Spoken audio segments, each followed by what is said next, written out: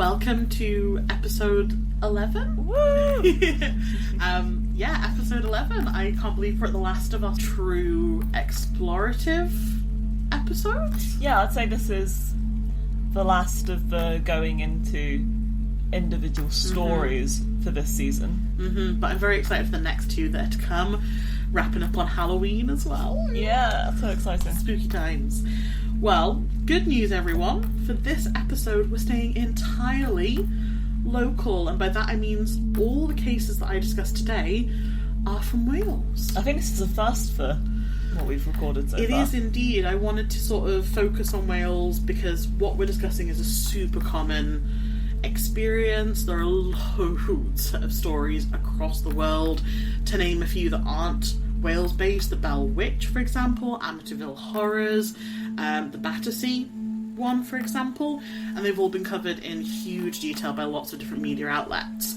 If you haven't guessed already, today we're going to be looking at poltergeists, and I wanted to focus on something a little bit less well known, which is the Wales poltergeists, essentially, and focus on Cymru.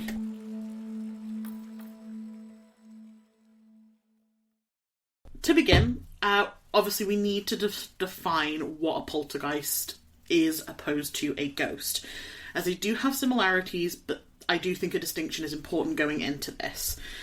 So according to one of my favourite books, which you absolutely hate, the Paranormal Encyclopedia... I do hate it, it's nonsense. It suggests that poltergeist phenomena typically includes levitating furniture, floating domestic objects, showers of pebbles or water cascading from nowhere, and fire lighting up when dousing themselves, usually more mischievous than dangerous. Another book by Nandor Fodor, an expert on the subject, he's written more than one book, agrees by stating that a ghost typically is associated with a place or house, whereas a poltergeist operates in daylight and its lifetime is a few weeks or months. And I would assert that the difference between a ghost and a poltergeist is kind of this. A ghost, long-term, attached to an object or location, intentions vary as much as the activity does, but tends towards auditory or visual phenomenon. Whereas a poltergeist, short-term, and will cease once energy is spent, attached to a person, telekinetic phenomena, invisible, rarely harmful. Anything to add? To be honest, I can't say I know too much about poltergeists, but from horror films and tales, I believe they're the ones that kind of fling things about, and they're genuinely, I thought, depicted as being very malicious beings. Interesting. So it's interesting that, you know, you're stating them as being like rarely harmful, because from the tales I've read and from what media has depicted, they're the more dangerous of the ghostly beings. Well, this is where I think that distinction is really important, because is that actually poltergeists you've been seeing, or is it demons or something like that? Because if you think paranormal activity, which starts out as poltergeist activity, that's not a poltergeist, that's a demon, for example. Yeah. So it's really important that we have a distinction there between poltergeists, ghosts, and demons, and other types of things. In my experience, actual poltergeists aren't necessarily vicious and horrible. They're just sort of trickstery, and will move things around, or you'll leave the house and come back in and everything in the house will be piled up in a triangle and stuff like that. I've not necessarily heard of properly vicious poltergeist. Ghosts? Yes. Demons? Yes. But not poltergeists. It could be that there are poltergeists that are absolutely horrendous and I just haven't looked at them for this episode. Fair enough. When it comes to tracking down the differences within Wales, Wales's folklore throws in a bit of a spanner as well. Alright. Which is the option that it could be a fae, which didn't help when researching this episode, not gonna lie. Welsh poet and writer Thomas Gwyn Jones, in his study Welsh Folklore and Customs, distinguishes the Tylwyth Teg as being non-ghostly apparitions, in contrast to the Buca, the Bucai, and the Bubak, that are ghost-like and scary. Bubak, deriving from the Middle Welsh verb bubacai, to scare. He continues in this book by suggesting that these three, the Buca, the Bucai, and the Bubak, are haunting spirits, essentially ghosts, and also have shape-shifting properties. Right. Yeah. That's interesting. Yeah, and they are completely separate to fae, so Yeah, I got a little bit confused at this point, so I turned to like one of my hashtag goals people, which was Mara Starling, and in her book she defines them in Welsh witchcraft as that there is a household spirit or fairy that only turns malicious if the household is not looked after or if a priest happens to be around. It reminds me of a puka, which we've already spoken about, yeah? Puka and buka are very, very similar, potentially the same thing, yeah, but with like a mutation on the start of the word. Fair enough. There is actually another text as well which suggests that the boogan is a poltergeist. Get it? Boo-gan? The boo's pretty funny, but... Yeah. So it's a little bit unclear to me as in if there is a distinction between fae and ghosts and poltergeists within Wales. So if anyone fancies correcting me on this, please do. But in other words, there is a grey area between ghosts, poltergeists, fae, demons and things like that, especially in Wales. I do think they are just about distinct enough that we should be able to tell them apart. So what I'm going to do today is I'm going to present a few cases to you, and I want you and the audience to try your best to categorise them into one of the following things. Are they caused by 1. Humans, as in teenagers playing pranks, make money, things like that. 2. Religious connections, so demons, possession, things like that. God, I guess. 3. A manifestation of psychic powers, so someone with telekinesis or pyromania and things like that. 4. A ghost, just a straight up ghost. 5. A poltergeist, which is not a ghost, it's like a spirit that just moves things around and is separate. Or number 6, a fairy. Do you have any thoughts as to which one of these most of them are going to fall into? Well, I mean, humans, I would imagine, is the simplest explanation and also the only one that actually exists. It's the only one that we have actual proper evidence that it exists and not just rough approximations of evidence. Sure.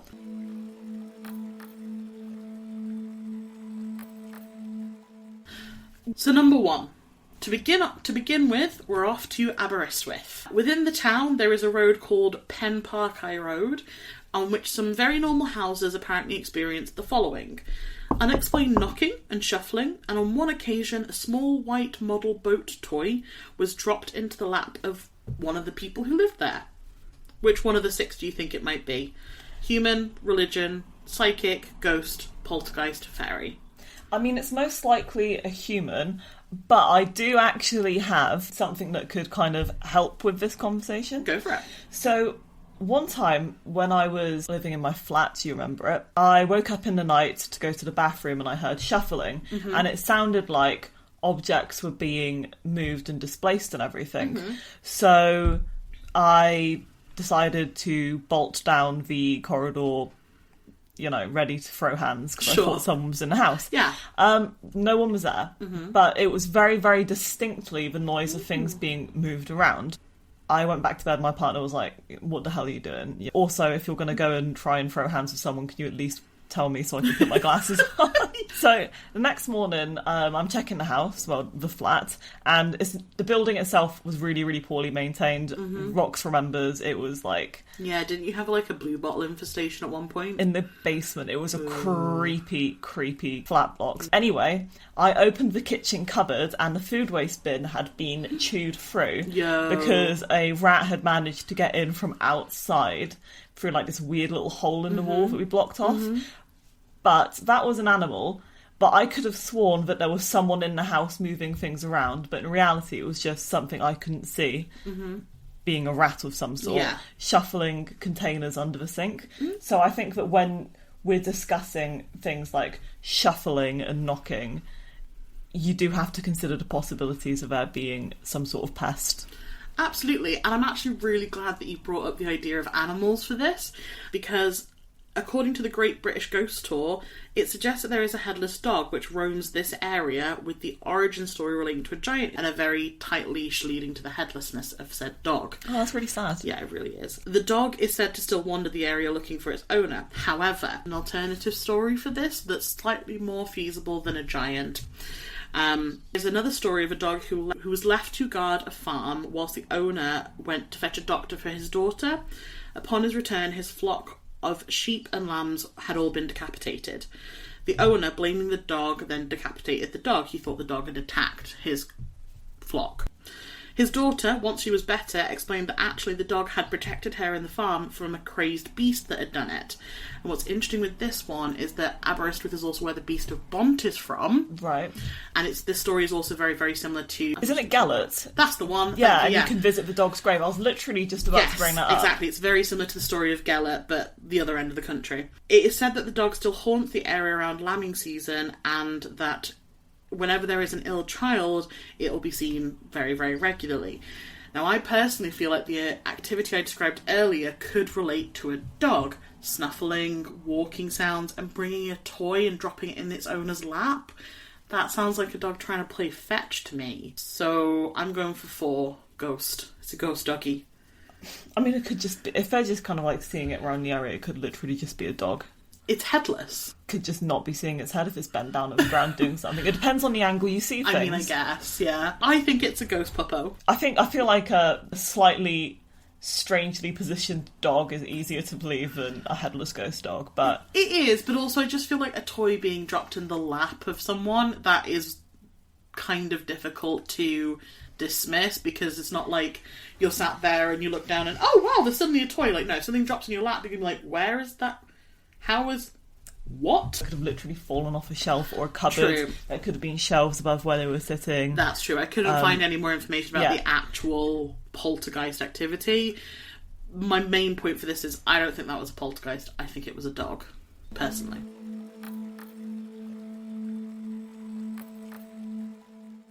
So, number 2, next we are off to Newport and Coedca New Farm. In 1904, there was a series of poltergeist-like activities. I'm not going to lie, I love this story, I think it's so funny.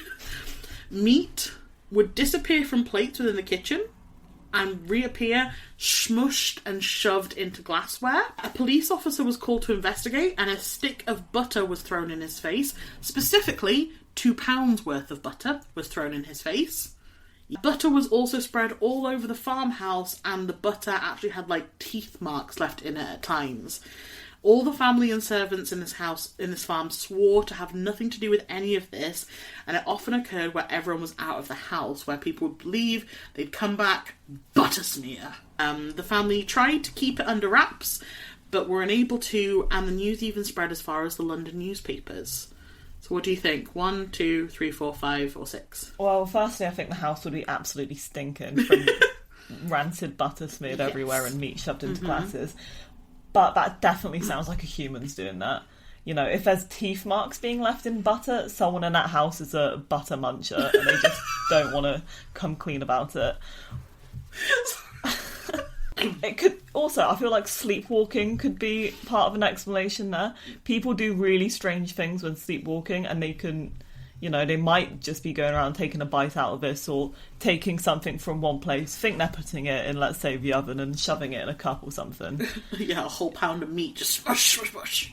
I mean, I've been a sleepwalker. I've woken up in the garage. I've flooded the bathroom because I put a plug in the bath, put the taps on, and went back to bed. You know, I've unlocked doors and things. It's... Sleepwalking, you do weird things when you think you're going about your daily routine. I guess. I've never slept walk properly, so I don't have that same experience. Yeah. I wonder about... Because that seems kind of like trickstery to me, a little bit playful almost. It's nothing harmful or anything, apart from the butter in the policeman's face. And at the time, the newspapers actually made a reference to the Fae by referencing Robin Goodfellow, which is another moniker for Puck from A Midsummer Night's Dream, who... you brought up a few episodes ago as part of the Fae. What's really fascinating about the Welsh stories with this is that often there isn't a lot of reporting on Welsh poltergeists pre-1800s, because people would stay quiet about because of the fear of being prosecuted for their more pagan traditional beliefs compared to the rest of the country. I talked about this in Witch Ghosts, about how... religion and older pagan beliefs and traditions mixed more thoroughly in Wales than everywhere else in the country. And this is why the belief in Fae still lingered even up until sort of 1904, because they felt that a fairy would be a better explanation than, say, like a ghost or anything like that, because the church taught that if you saw a ghost of a family member, that meant that they were awful and horrendous because they're either in heaven or hell, and only bad spirits linger on the earth. So why would you admit to seeing your family member or someone you know on Earth being a ghost. So a fairy would make more sense for them. And it was only in the sort of early 20th century, with the rise of spiritualism, that it stopped being frowned upon to see spirits and ghosts. And then this reason jumped in popularity, and the belief of it being fae dramatically decreased. Mm-hmm. I think that this is a fairy, personally, for the belief that one of the other things I read about was that the fae don't like priests or figures of authority trying to tell them what to do. Yeah. I mean, if there's teeth marks on butter, I'm still going for human activity. Yeah, and I totally understand that. I also do think it sounds very fae-like to sort of mess with people like that. You've got two pieces of meat on a plate, you turn your back and then suddenly one of them's gone. That feels very fae to me. So I'm going to go for fae on this. It doesn't surprise me that you'd choose that as an option. Well, you know, someone's got to do the spiritual stuff here. Yeah, you were right.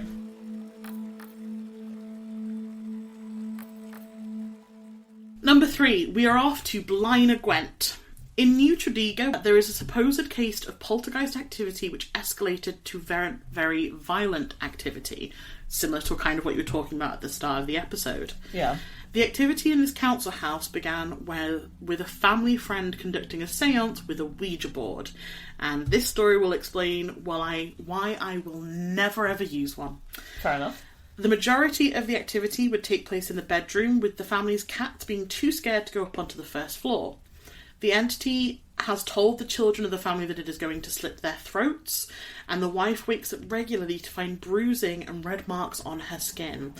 The final straw of this, though, came when the husband took a photo and saw something on it.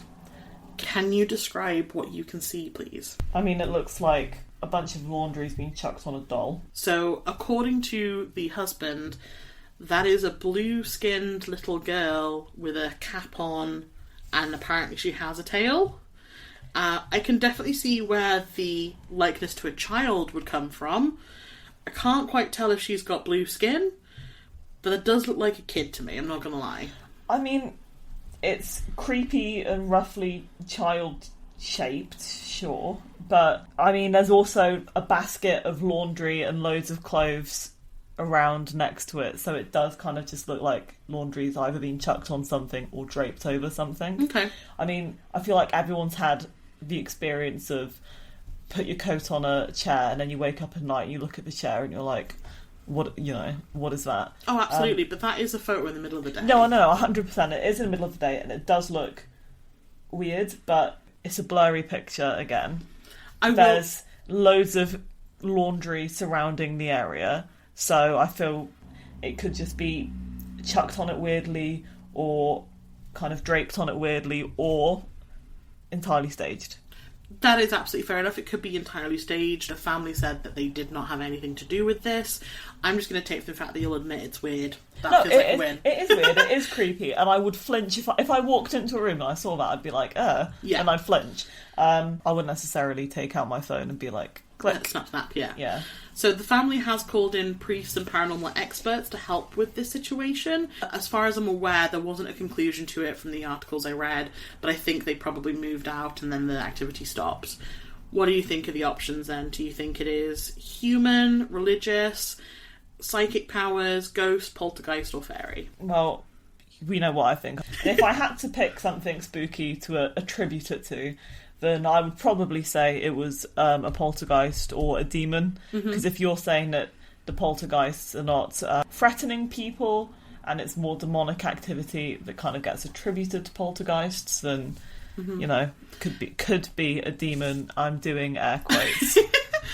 Yeah, but yeah. I do think it is worth throwing in that this family did have 3 children in the house as well. Yeah. And that is something that is often associated with poltergeist activity. But according to the paranormal expert who visited the house, it was inhabited by 3 different demons, the strongest being an incubus, which was the one attacking a wife. Any thoughts on demons, by the way? I guess the same kind of thoughts I possess about other spooky entities. Interesting stories, tell us a lot about culture and religious views, a bit of a scapegoat to explain activity that otherwise can't be easily explained by someone. So Fair enough, yeah. Personally, I've heard of demons being like a legitimate thing. Other than that, I don't have much to say on it. I might have experienced something to do with one, but I also doubt the validity of my own personal experience because I think I was probably primed for it, so... Primed? So, priming is a psychological effect where an idea is suggested to you from someone else or your immediate environment, and it suggests an idea that you will see later on down the line. The amount of priming can vary, but it just essentially sets your mind up in the right space to make connections and create an expectation for you to see a specific thing. So the idea is like, if I said to you, hey, you need to look out for the number 22, you'd suddenly start seeing the number 22 everywhere because you've been primed to see that number. Mm-hmm. It could be suggested that people in these accounts are being primed, and that's why you get like whole families being like, yeah, I saw it, because one person's seen a weird thing and then primed the rest of their family accidentally. But with this specific story, the fact there is physical evidence, there is a photo of the marks on the wife as well, and the people swear they're not doing the harms to themselves. To me, I sit there and I go, cool, demon. Yeah, and I mean, I understand why that assumption would be made. I just think there's a lot of alternative avenues and explanations that should be explored more thoroughly before we land at the doorstep of a demon did it. Absolutely, and that's why I wanted to, and that's why I'm glad you asked about priming, because that is a potential psychological thing that could explain it. Kind of reminds me of like mass hysteria as well, like it can trigger it. Absolutely. I was going to say, what's interesting with this as well is the idea of priming, because this is the first I've heard of it being described that way. But that kind of links back to how I feel about tarot cards as well, because when you're given a future reading, you kind of look for that connection and then be like, oh, it's come true, rather than, you know. So is it almost like self-fulfilling prophecy? That is sort of how I'd consider that. So that's interesting that I got a word for that now. Thank you. Yeah.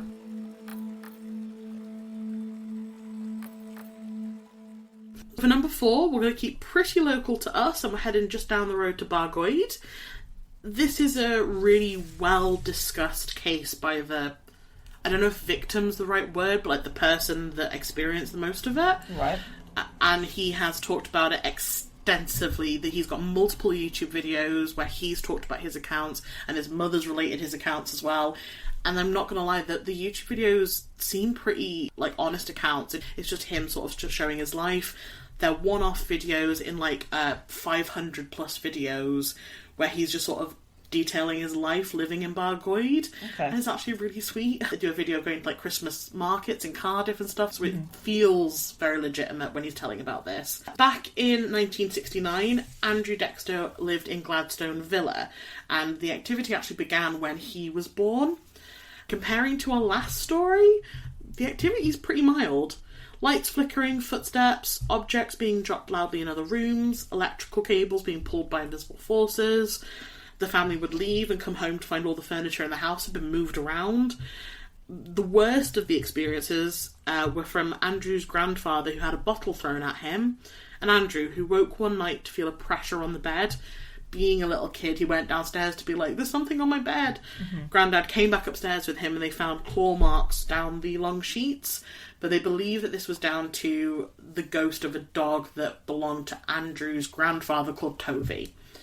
Andrew's mother also saw a small, brown, habited monk on the stairs and a curly-haired white man on another occasion.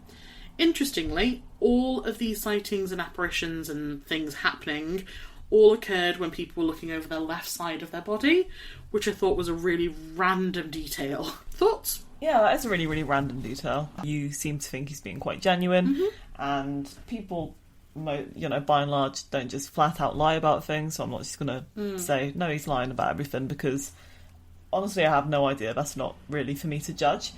When it comes to things like lights flickering, I don't think their electric works are quite matching our code nowadays.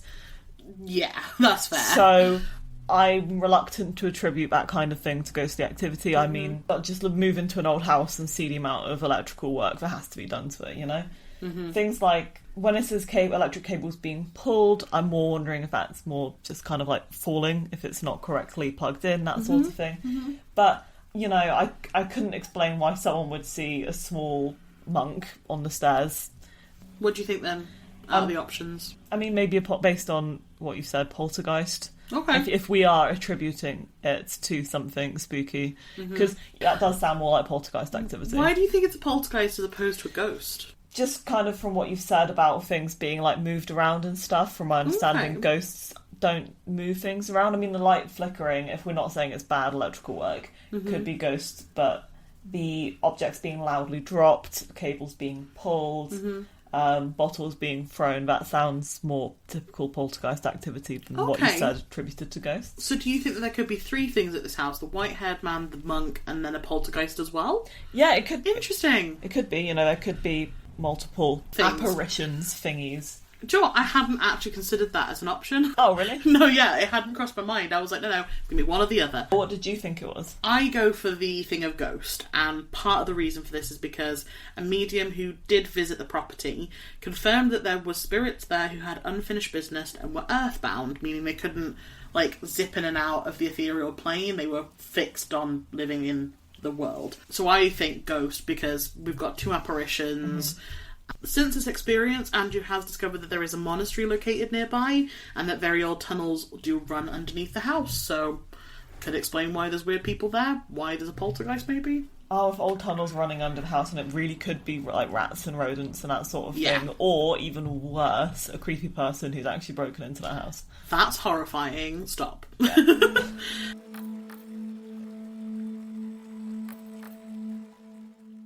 We're on our second to last story now, which is we're off to Blaenavon. Again, in 1904, this is our second story in that year, weirdly. Yeah. The Evening Express reported that a ghost has appeared at Blaenavon. So terrified are many of the Collier folk that they leave lights burning at night, and many of the women are afraid to go to bed. Uncanny noises and the smashing of windows are some of the forms in which the ghost has manifested itself. There aren't any other details. In 1904, there wouldn't have been electricity in the properties, so they would have all been gas lamps, and if you leave a gas lamp burning all night, that could lead to carbon monoxide poisoning. Bingo. The symptoms of which are as follows: headache, weakness, dizziness, nausea or vomiting, shortness of breath, confusion, blurred vision, drowsiness, loss of muscle control, and loss of consciousness. And some of these things could certainly contribute towards seeing things or misinterpreting things, especially if you've already been primed. So, I mean, another tell for carbon monoxide poisoning is that your lips kind of go a cherry red and your skin flushes, but usually when this happens it's a bit too late to do much about it. Oh, yikes. So carbon monoxide poisoning actually causes hypoxia, which means that your body just isn't getting enough oxygen. The carbon monoxide forms carboxyhemoglobin, which displaces oxygen being picked up, and it's also said to kind of reduce your tissue's ability to pick up oxygen. The reason that carbon monoxide is actually really, really dangerous is because it's an odourless and colourless gas, which means that people don't even know it's happening to them. They just suddenly kind of start experiencing the symptoms without any understanding of why. I think there was actually quite a famous internet tale of someone who was convinced that their partner was out to get them or whatever, but it turns out that they were suffering from carbon monoxide poisoning. The symptoms and the fact that it can kill you is why it's vital to have carbon monoxide detectors in your home. Can you tell that this carbon monoxide poisoning is like a weird fear of mine by any chance? You can a little bit. It's why also they put the scent in gas with gas ovens. Yeah. They put the smell in specifically so that you can detect it. Yeah. But yeah, it's an incredibly dangerous and far too common form of poisoning. And could lead to potentially hallucinations or seeing things. And then the smashed windows, that could just be people being silly. Well, they're being oxygen deprived, they're panicking. You know? Yeah, it could be them doing it themselves.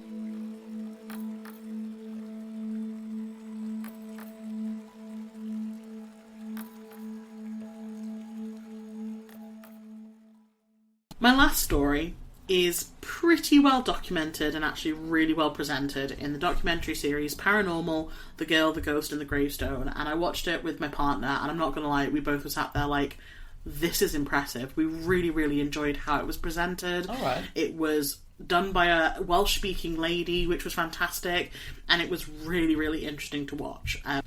But this is the story of Penyffordd Farm, which experienced activity for a period of over 10 years in the 1990s.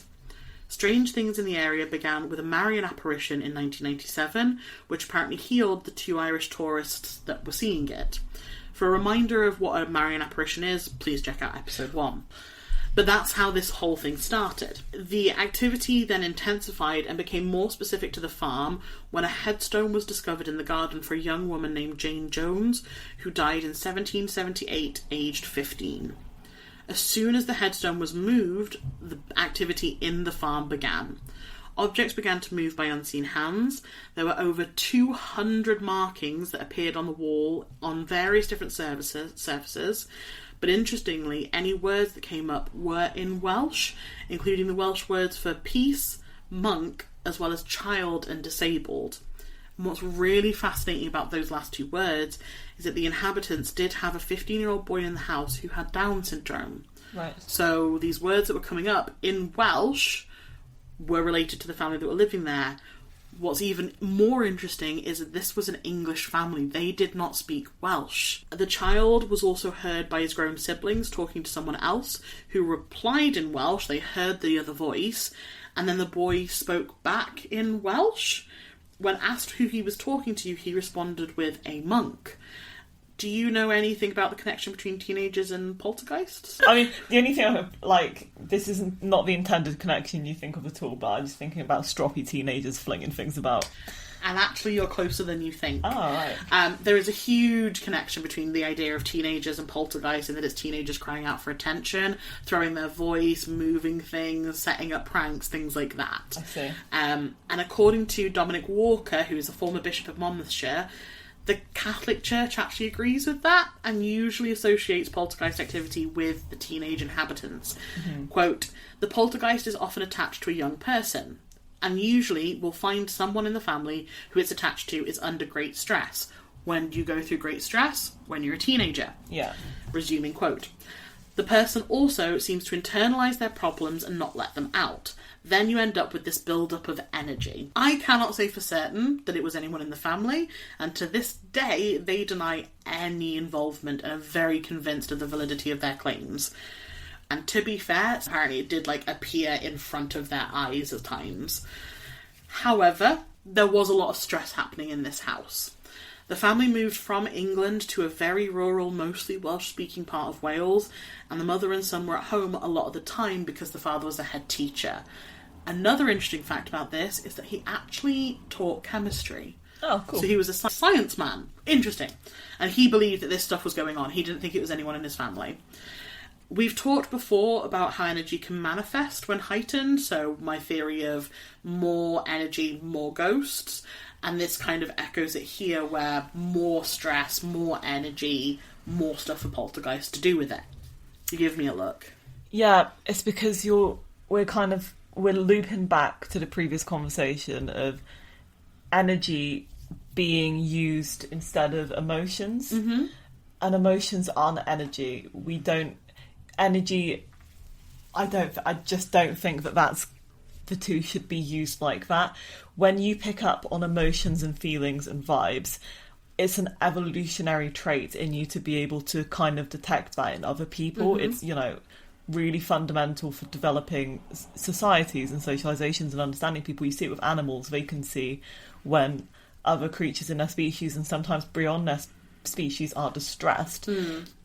That is not necessarily an energy, and I don't think it should be categorised as an energy. Well, I'm not trying to say that emotions equal energy. What I'm trying to say is that heightened emotions could give life to bigger energy, is what I'm trying to say.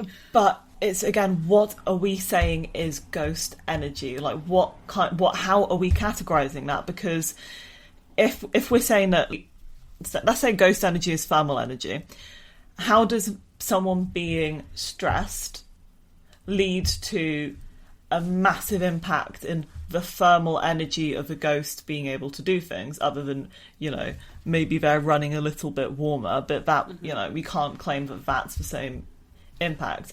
I'm not saying that ghosts are comprised of thermal energy, it's just an example of energy I was using. Yeah. And on my flip side, I would suggest that it's because the ghost can take the energy that's given it by the heightened emotions.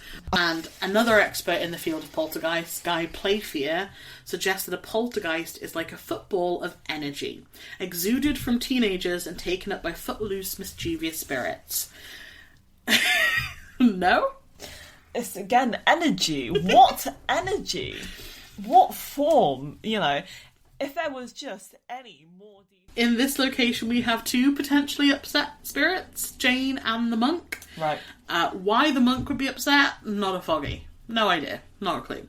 However, Jane is supposed to have been seen at the location where it is believed she was buried at the property after dying in childbirth when she was unwed. Mm-hmm. And at 15, this would be seen as incredibly sinful and a bad thing, so I can understand why she'd be pretty upset about that. Yeah. And why she'd then haunt the place.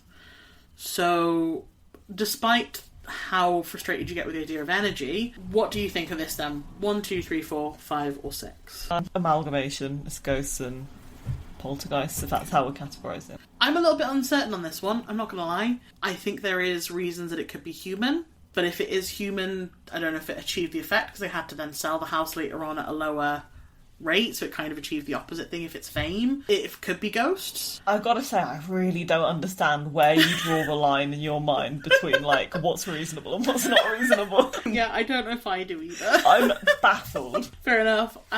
You've just told me that they're not writing on the ceiling. You were very, and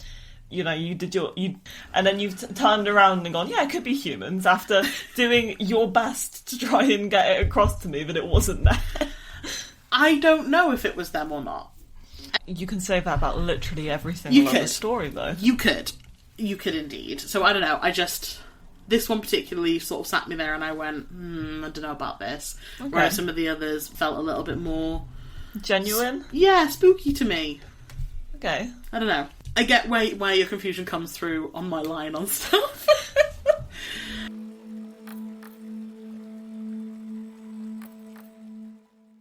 There is one other theory apart from the 6 that I haven't discussed yet, because you're going to hate it, and so I'm going to mention it just for the sake of it needs mentioning, and then we'll move on, yeah? Okay, yeah, sure.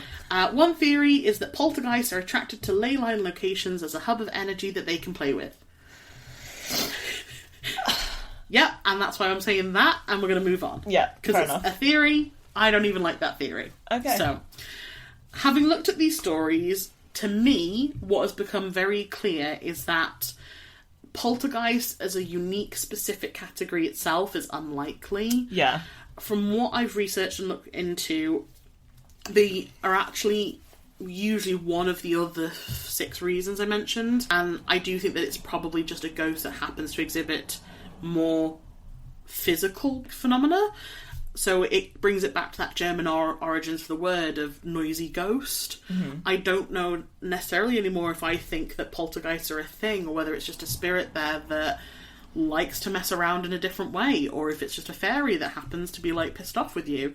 So I don't know, I'm kind of leaning towards the side of a poltergeist isn't a thing, it's just a kind of a ghost. Oh, I thought that was what we were saying anyway. That was, in my mind, it was a given that it was a type of ghost. The only thing that I would say is that normally poltergeists in like the classic literature aren't visual, but in all the cases that I've seen, there tends to be like a ghost that is seen, so... Yeah? I don't know. I think you previously mentioned about, kind of clusters or like spaces where energy is drawn. Yes. And I said that very sarcastic. I just think that, yeah, poltergeists aren't a thing, it's just a ghost that's particularly like, I want your attention. Rather than like, oh my god, what's happened in my life? It's more like, ooh, how can I mess with you? Yeah. Essentially. So that's my thought, that's my theory. So, Poltergeist could have been an endless episode, but I hope that the 6 cases that I've covered have been enjoyable. There were so many other options across Wales. I literally found poltergeist cases across every single county, like at least 2 or 3 pages worth for each one. That's really cool, because usually we absolutely struggle to find relevant cases. So. And so I picked just the few ones that I thought could potentially be argued as poltergeist and not just straight up ghost. I do think this activity seems to be the most common to find, but I do really highly recommend reading about it. It is really interesting to see the different kinds, and I do think that we break it down to the categories now of humans, as in like teenagers or adults looking for attention, ghosts, fae, or religious stuff, essentially. As usual, if you see anything that you think we might enjoy or want to fill in our knowledge gaps, please reach out to us. You can tag us on Reddit, Threads, Instagram, using hashtag Sitnos, SITNOS, and we'd love to hear if you've got any experiences with your own poltergeist that you'd like to share. Only if you're happy to, of course. Yeah, obviously. Yeah, but overall, thanks for listening. Yeah, thanks guys. Bye! See ya.